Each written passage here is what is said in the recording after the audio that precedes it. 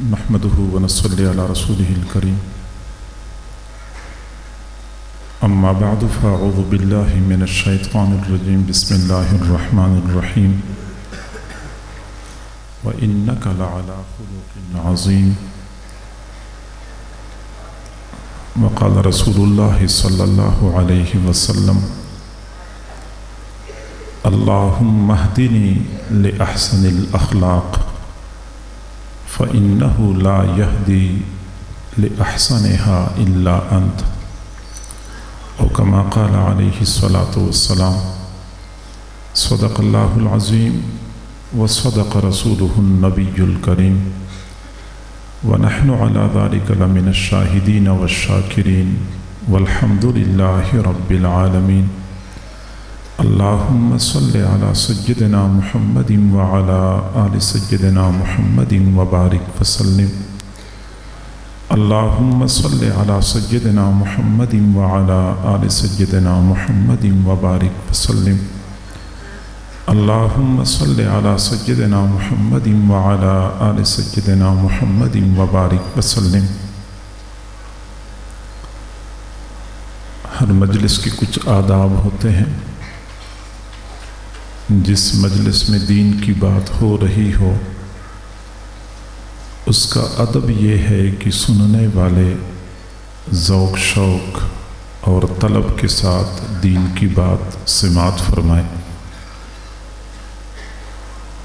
بارش کتنی ہی موسلا دار کیوں نہ ہو، لیکن جب برتن الٹا پڑا ہوتا ہے اس میں ایک قطرہ پانی بھی نہیں جا سکتا۔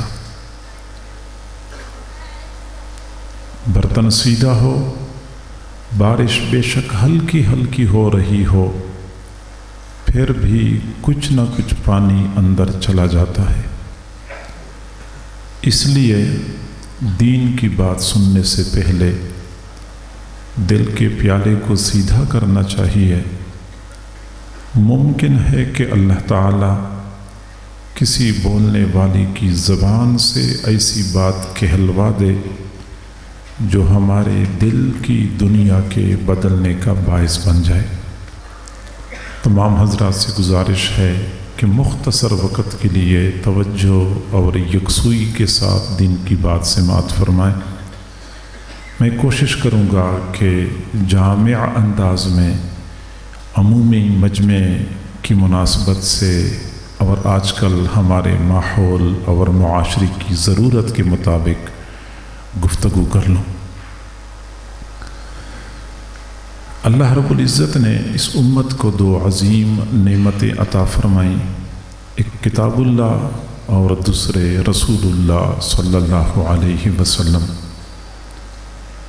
کتاب اللہ دستور حیات ہے اور رسول اللہ صلی اللہ علیہ وسلم وہ پاکیزہ ہستی ہیں جنہوں نے انسانیت کے سامنے کتاب اللہ پہ عمل کر کے دکھانا تھا اور اپنا فریضہ پورا کر کے اپنے رب کے پاس تشریف لے گئے۔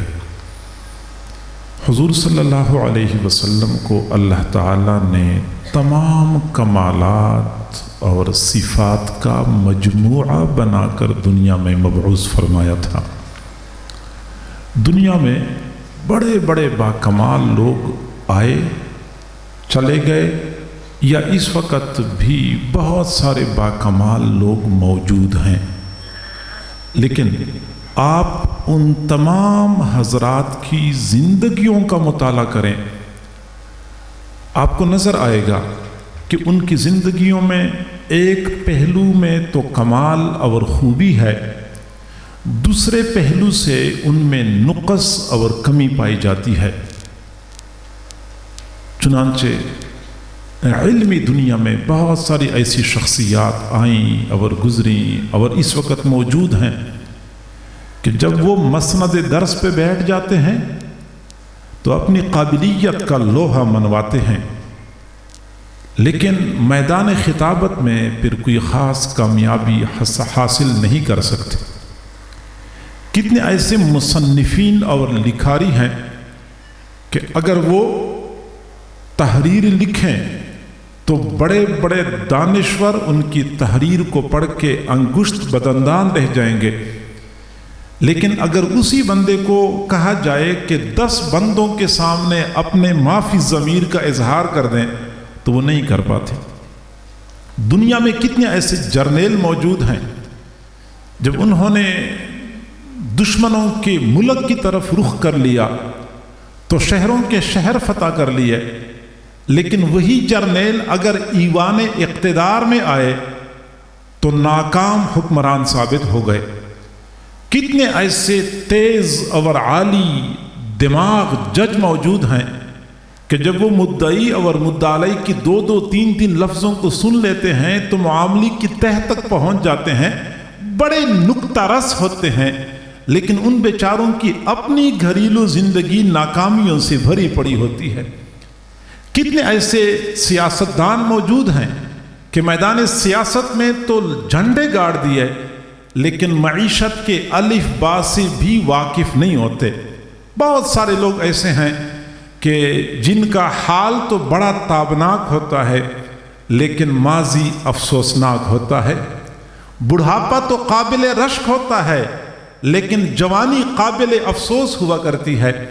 معاشرے میں کتنے ایسے لوگ ہمیں نظر آتے ہیں کہ بھائی ہونے کے ناطے اپنے بہن بھائیوں کے لیے اچھا بھائی تو ثابت ہو گیا لیکن اپنی اولاد کے لیے اچھا والد ثابت نہ ہو سکا، اپنے والدین کے لیے اچھا بیٹا تو ثابت ہو گیا لیکن اپنی بیوی کے لیے اچھا خاوند تو ثابت نہ ہو سکا۔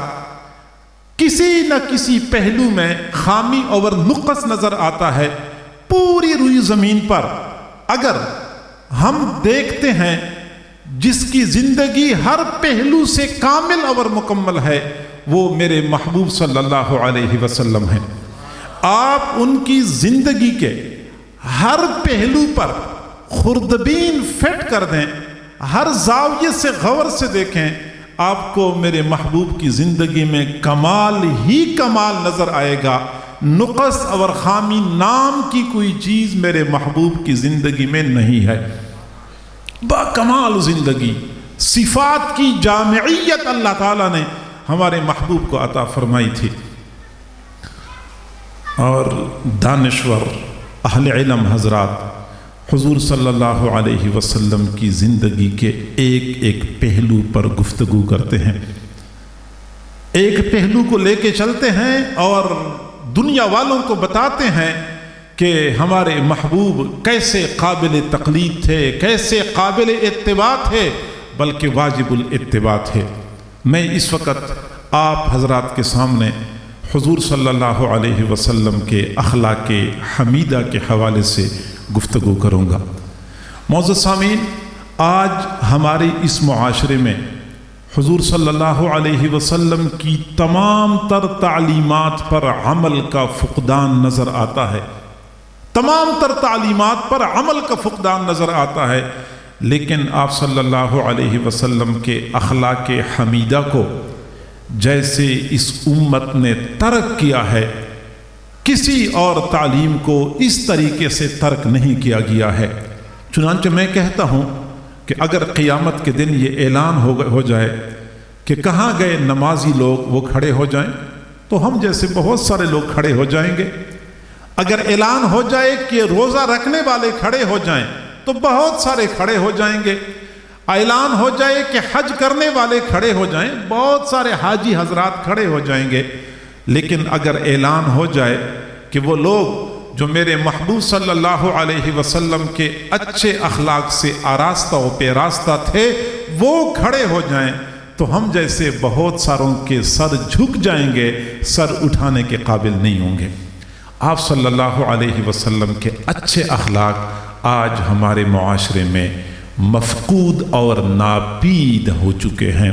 ہمارے گھروں کے اندر جو آگ لگی ہوئی ہے، ایک دوسرے کے ساتھ ناراضگیاں، لڑائی جھگڑے، رشتوں کے اندر ناپائیداری، یہ رسول اللہ کے اچھے اخلاق سے محرومی کا نتیجہ ہے۔ پھر ہم اپنے معاشرے کے اندر دیکھتے ہیں، پھر ملکی سطح پہ دیکھتے ہیں، پھر بین الاقوامی سطح پہ مسلمانوں کا زوال جو ہمیں نظر آتا ہے، اس کی بنیادی وجہ یہ ہے کہ ہم رسول اللہ صلی اللہ علیہ وسلم کے اعلیٰ اخلاقی تعلیمات سے یکسر اجنبی بن چکے ہیں۔ آپ صلی اللہ علیہ وسلم کو اللہ تعالیٰ نے اچھے اخلاق کا پیکر بنایا تھا۔ نہ صرف یہ کہ اللہ تعالیٰ نے اچھے اخلاق عطا فرمائے تھے، بلکہ قرآن عظیم الشان میں اللہ تعالیٰ نے آپ کے اچھے اخلاق پر مہر ثبت کر دی ہے۔ اللہ تعالیٰ نے فرمایا وَإِنَّكَ لَعَلَىٰ خُلُقٍ عَظِيمٍ، محبوب آپ کو اخلاق عظیمہ کے بلند مرتبے پر فائز کیا گیا ہے۔ نہ صرف یہ کہ آپ صلی اللہ علیہ وسلم کو اچھے اخلاق عطا فرمائے گئے تھے، بلکہ آپ صلی اللہ علیہ وسلم کی بعثت کا مقصد ہی یہی قرار دیا گیا تھا کہ وہ لوگوں کو اچھے اخلاق سکھائیں۔ حضرت عائشہ صدیقہ رضی اللہ تعالیٰ عنہ سے کسی نے پوچھا کہ آپ صلی اللہ علیہ وسلم کے اخلاق کیسے تھے، تو حضرت عائشہ صدیقہ رضی اللہ تعالیٰ عنہ نے مختصر الفاظ میں ایسی جامع بات ارشاد فرمائی کہ دنیا اس کی نظیر پیش کرنے سے قاصر ہے۔ فرمانے لگی کان خلقہ القرآن، میرے محبوب کے اخلاق وہی تھے جو قرآن کی تعلیمات ہیں۔ پورے قرآن کو پڑھیں، پھر اپنے محبوب صلی اللہ علیہ وسلم کی زندگی پر آپ منطبق کریں، آپ کو محبوب کی زندگی میں اور قرآن میں کوئی ذرہ برابر بھی فرق نظر نہیں آئے گا۔ اتنے اعلیٰ اخلاق دیے گئے تھے۔ حضرت عائشہ صدیقہ رضی اللہ تعالیٰ عنہ فرماتی ہیں ما کان احد احسن خلقا من رسول اللہ صلی اللہ علیہ وسلم، حضور صلی اللہ علیہ وسلم سے زیادہ اچھے اخلاق والا کوئی بندہ دنیا میں نہیں تھا۔ کان النبی صلی اللہ علیہ وسلم احسن خلقا، حضور صلی اللہ علیہ وسلم سارے لوگوں میں سب سے زیادہ اچھے اخلاق والے تھے۔ اتنے اعلیٰ اخلاق دیے گئے تھے، اس کے باوجود آپ صلی اللہ علیہ وسلم جب بھی شیشے کے سامنے کھڑے ہوتے تھے، اپنا چہرہ مبارک دیکھتے تھے تو دعا پڑھتے تھے اللہم انت حسنت خلقی فحسن خلقی، اللہ آپ نے میری تخلیق اچھی فرمائی ہے، میرے اخلاق بھی اچھے بنا دے۔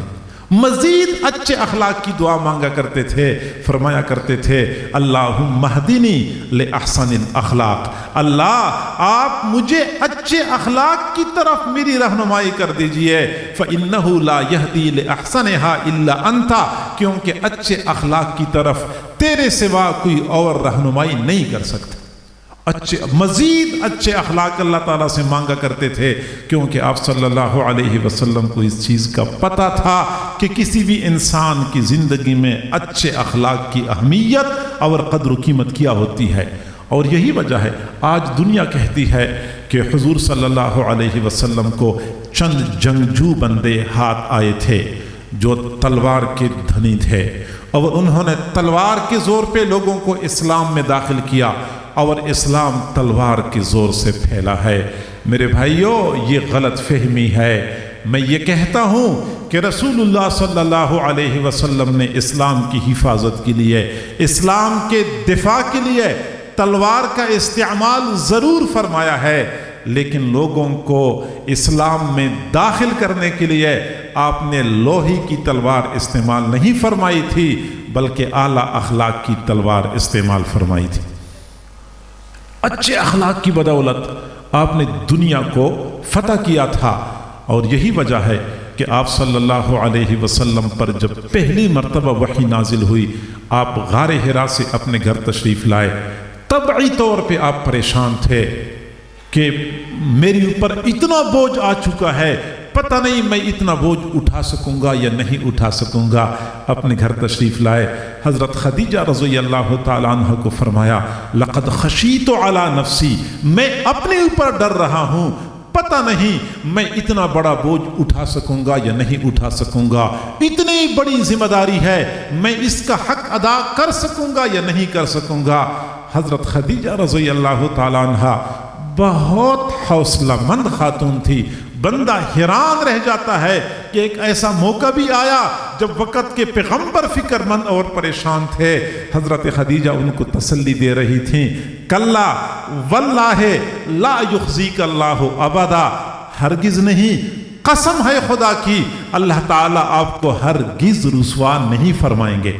حضرت خدیجہ رضی اللہ تعالی عنہ وقت کے پیغمبر کو تسلی دے رہی ہیں، اور الفاظ کیسے یقین سے بھرپور تھے، ایک ایک لفظ سے یقین ٹپکتا ہوا نظر آ رہا ہے۔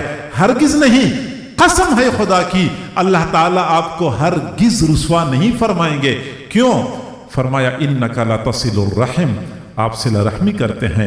حضرت خدیجہ رضی اللہ تعالی عنہ نے باقاعدہ اپنی بات پر دلیل پیش کی ہے، آپ کو رسوا نہیں فرمائیں گے، آپ کامیاب ہوں گے، آپ نبوت اور رسالت کی تبلیغ میں سرخرو ہو جائیں گے۔ وجہ کیا ہے؟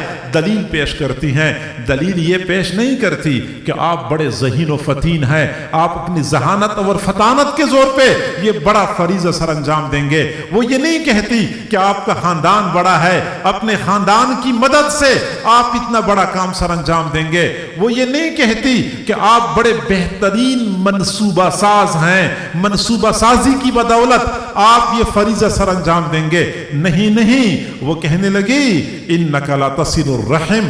حضور صلی اللہ علیہ وسلم کے اخلاق عالیہ کا تذکرہ کیا کہ آپ تو اتنے اچھے اخلاق والے ہیں، اور جو اتنے اچھے اخلاق والا ہوتا ہے وہ ایسے کام میں ہمیشہ کے لیے کامیاب ہوتا ہے۔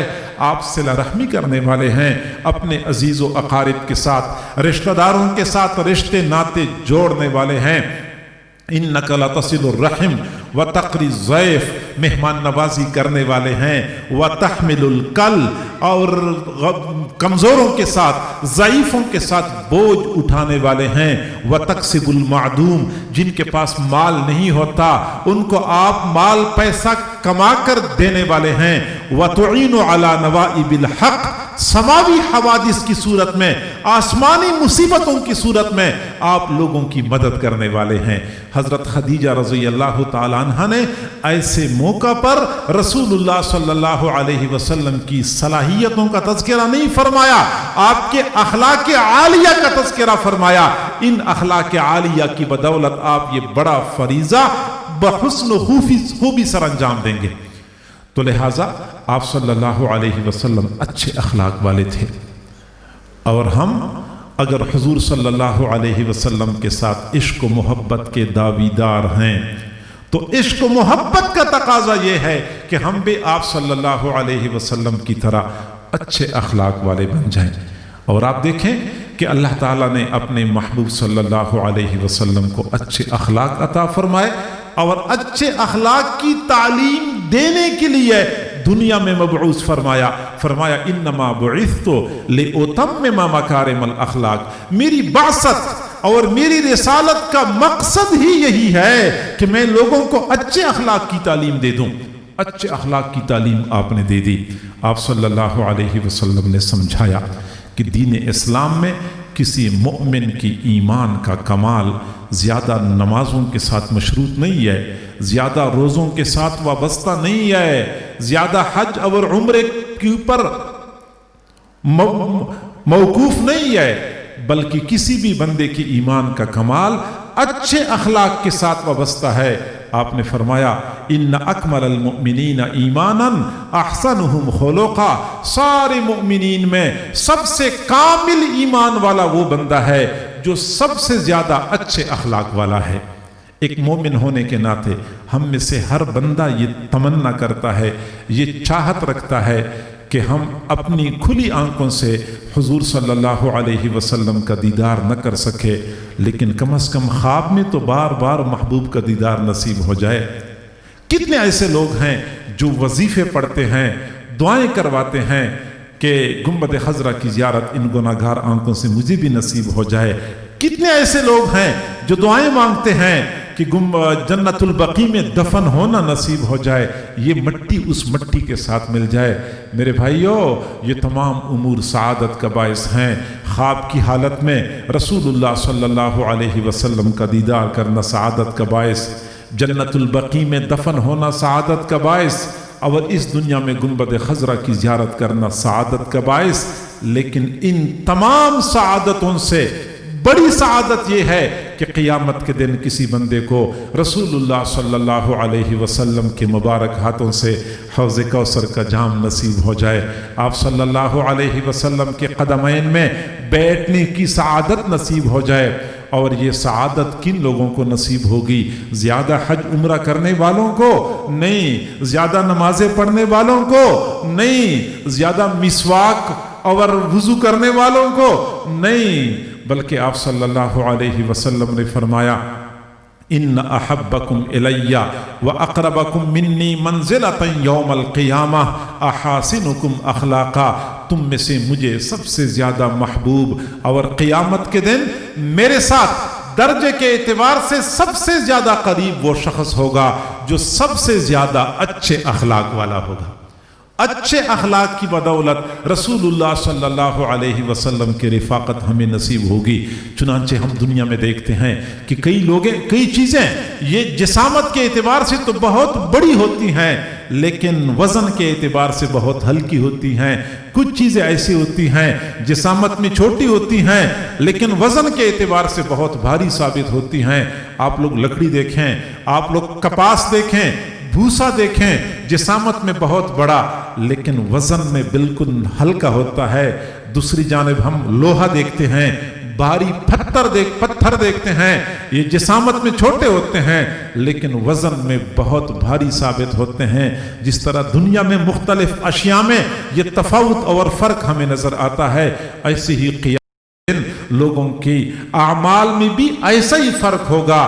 بعض اعمال بظاہر بہت بڑے نظر آئیں گے لیکن وزن بالکل تھوڑا ہوگا، بعض اعمال ظاہر میں چھوٹے نظر آئیں گے وزن بہت زیادہ ہوگا۔ اور آپ کو پتہ ہونا چاہیے کہ قیامت کے دن میزان کے ترازو میں بندوں کے اعمال کی جسامت کو نہیں دیکھا جائے گا، اعمال کے وزن کو دیکھا جائے گا۔ آئیے ہم دیکھتے ہیں کہ قیامت کے دن میزان کے ترازو میں سب سے زیادہ وزنی عمل کون سا ہوگا؟ آپ صلی اللہ علیہ وسلم نے فرمایا ما من عمل اثقل فی میزان العبد من حسناتہ من خلق حسن، قیامت کے دن میزان کے ترازو میں سب سے زیادہ وزنی عمل بندے کے اچھے اخلاق ہوں گے۔ اچھے اخلاق سب سے زیادہ وزنی عمل، اور آج ہمارے معاشرے میں اچھے اخلاق کا بہت فقدان ہے۔ ہم ویسے دعوے بڑے کرتے ہیں کہ ہم رسول اللہ کے عاشق ہیں، لیکن رسول اللہ کا سچا عاشق وہی ہوگا جو آج معاشرے میں رسول اللہ کے اچھے اخلاق سے اپنے آپ کو آراستہ و پیراستہ کر دے۔ وہی سمجھا جائے گا شیدہ جمال مصطفیٰ، وہی سمجھا جائے گا شیدہ جمال مصطفیٰ جس کا حال حال مصطفیٰ ہو، قال قال مصطفیٰ۔ رسول اللہ صلی اللہ علیہ وسلم کی طرح اخلاق، رسول اللہ صلی اللہ علیہ وسلم کی خصلتوں سے اپنے آپ کو آراستہ و پیراستہ کرنے والے اصل عاشق رسول وہی لوگ ہوتے ہیں۔ اب میں آپ سے مختصراً عرض کروں کہ آپ صلی اللہ علیہ وسلم کیسے اعلیٰ اخلاق والے تھے۔ تو میرے بھائیو، اچھے اخلاق کی اساس اور بنیاد یہ ہے کہ بندے کی زبان اور ہاتھ سے کسی دوسرے مسلمان کو ایذا نہ پہنچے، کبھی کسی کو تکلیف نہ پہنچے، یہ اچھے اخلاق کی اساس اور بنیاد ہے۔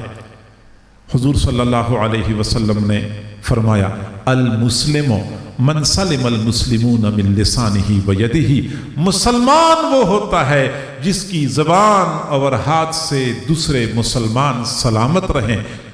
اتنی پاکیزہ، اتنی صاف ستھری زندگی ایک مسلمان کی ہوتی ہے کہ قیامت کے دن کوئی بندہ یہ نہیں کہہ سکے گا کہ اللہ اس بندے نے اپنی زبان سے میرا دل دکھایا تھا، اللہ اس نے اپنے ہاتھوں سے مجھے تکلیف پہنچائی تھی۔ نہیں، مسلمان کی زندگی بالکل صاف ستھری ہوتی ہے، اور آپ صلی اللہ علیہ وسلم ایسے ہی اخلاق والے تھے، کبھی کسی کو ایذا نہیں پہنچاتے تھے۔ آپ اندازہ لگائیں، حضرت انس رضی اللہ تعالی عنہ نے حضور صلی اللہ علیہ وسلم کی 10 سال تک مسلسل خدمت کی، اور 10 سال میں وہ فرماتے ہیں کہ آپ صلی اللہ علیہ وسلم نے ایک مرتبہ بھی میرے ساتھ لہجہ بدل کے بات نہیں کی کہ انس تو نے ایسا کام کیوں کیا اور تو نے ایسا کام کیوں نہیں کیا۔ یعنی کسی بندے کے جذبات کو ٹھیس پہنچانا، کسی کا دل دکھانا، ادنا درجے کی دل آزاری کرنا، میرے محبوب صلی اللہ علیہ وسلم کی زندگی میں نام کے لیے یہ چیز موجود نہیں تھی۔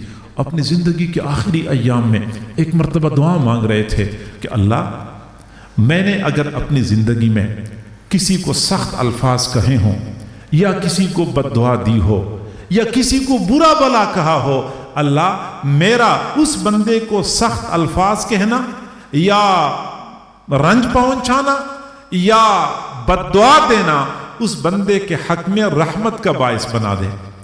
اگر میں نے کسی کو سخت الفاظ کہے ہوں تو اللہ یہ سخت الفاظ اس بندے کے حق میں رحمت کا باعث بنا دے۔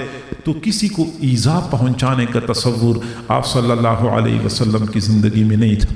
حضرت عائشہ صدیقہ رضی اللہ تعالیٰ عنہ فرماتی ہیں کہ میں رات کو سوئی ہوتی تھی، آپ صلی اللہ علیہ وسلم تہجد کی نماز کے لیے اٹھتے تھے، اس قدر احتیاط سے اٹھتے تھے کہ میرے اٹھنے کی وجہ سے حضرت عائشہ صدیقہ کی آنکھ نہ کھل جائے، ان کی نیند میں خلل نہ آ جائے۔